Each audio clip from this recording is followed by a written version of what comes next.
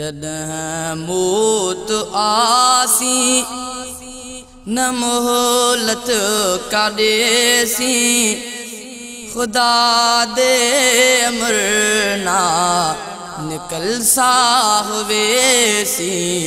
जॾहिं मौत आसी न मोहलत काॾेसी खुदा दे अमरना निकल साहवेसी।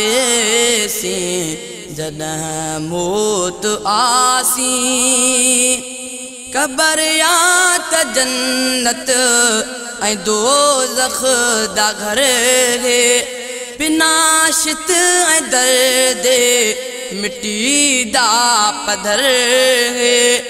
कबर या त जन्नत ऐं दोज़ख दा घर है, बिना शित ऐं दर्द मिट्टी दा पधर है। विशू नाग कीविल बलावांदा डर है, जिते लाश तेड़ा दफन करना पौसी। जॾहिं मौत आसी न मोहलत काॾेसी खुदा दे अमरना निकल साहवेसी। जॾहिं मौत आसी अमल कर चङेई हमेशा बंदा तू, फिकर कर मरण दा इथे ई अदा तू। अमल कर चङेई हमेशा बंदा तू, फिकर कर मरण दा इथे ई बंदा तू। बुराई दे कम को परे भज मिठा तू, पुछाणा खुदा जिंदगी दा करेसी। जॾहिं मौत आसी न मोहलत काॾेसी खुदा दे अमरना निकल साहवेसी। जॾहिं मौत आसी तू मेहमान है इथे सदा को न रसे, तू इंसान है बस कॾहिं नेठ मरसे। तू मेहमान है इथे सदा को न रसे, तू इंसान है बस कॾहिं नेठ मरसे। छड़े सिर निकल से नचा कुछ भी सगसे, मिट्टी माग तेड़ा मिठा घर थी वेसी। जॾहिं मौत आसी न मोहलत काॾेसी खुदा दे अमरना निकल साहवेसी।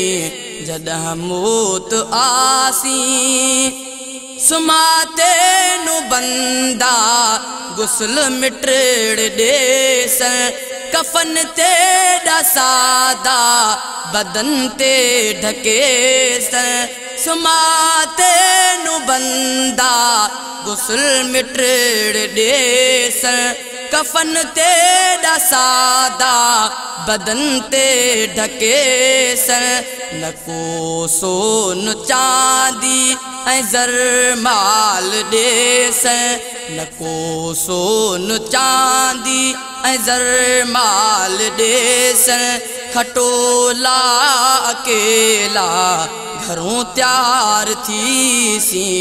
जॾहिं मौत आसी न मोहलत काॾेसी खुदा दे अमरना निकल साहवेसी। जॾहिं मौत आसी कुले कांदी तेरे सभई यार थीस, तेरे लाए ॾाढे कुलई यार रोस। कुले कांदी तेरे सभई यार थीस, तेरे लाए ॾाढे सभई यार रोसन घड़ी खन तमाशा रोवण दा करेस जनाजा पढ़े ही हर कोई धार थी सी जॾहिं मौत आसी न मोहलत काॾेसी खुदा दे मुरना निकल साहवेसी जॾहिं मौत आसी मरण को पिछे केर कम को न आसी अमली सहारा उथे साथ देसी मरण को पिछे केर कम को न आसी अमली सहारा उथे साथ देसी खुदा दे तू माफी मिठा में आसी खुदा दे तो माफी मिठा में आसी नवीद ए जो मरसी नवल मोट आसी नवीद ए जो मरसी नवल मोट आसी जॾहिं मौत आसी न मोहलत काॾेसी खुदा दे अमरना निकल साहवेसी जॾहिं मौत आसी न मोहलत काॾेसी खुदा दे अमरना निकल साहवेसी।